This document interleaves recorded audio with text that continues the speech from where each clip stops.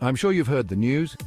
The skies are getting a new kind of guardian. Meet Ultra, the US Air Force's secretive long-range drone that can fly for over 3 days straight.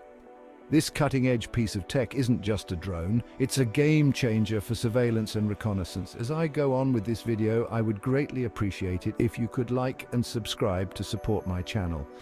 Operating in the shadows until recently, Ultra has already been deployed in the Middle East and is making waves with its capabilities. Imagine a drone that can loiter for a day over a target, covering vast distances of over 2,000 miles without refueling. Weighing in with a payload capacity of up to 400 pounds, it's both versatile and cost-effective.